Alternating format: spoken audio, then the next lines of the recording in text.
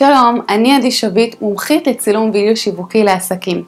היום אני רוצה לספר לכם איך הוידאו יכול להקל עליכם במחירות, וכך תצליחו לסגור יותר עסקאות. הרי מחירות זה הדבר שאנחנו הכי פחות אוהבים לעשות בעסק, לפחות עבור רובנו זה ככה. ובכל אופן, כולנו היינו רוצים להצליח לסגור יותר עסקאות. אז איך בדיוק סרטונים שיווקיים עוזרים לנו בזה? ברגע שרואים אתכם בווידאו, ואחר כך רואים עוד וידאו שלכם ועוד וידאו, אנשים מתחילים להכיר אתכם ולסמוך עליכם.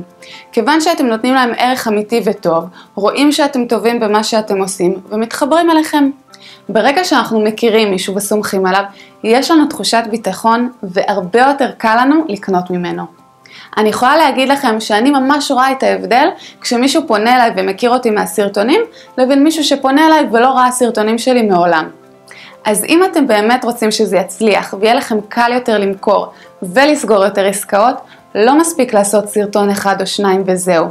כדי שאנשים יכירו ויסמכו עליכם, הם צריכים לראות אתכם יותר מפעם אחת. לכן תשקיעו ותצלמו כמה סרטונים.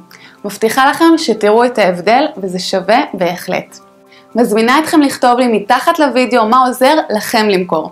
ואם אהבתם, עשו לי לייק ושתפו, וכמובן מזמינה אתכם להירשם למתנה שלי, כדי שתוכלו לצלם המון סרטונים בצורה טובה יותר, קלה ופשוטה.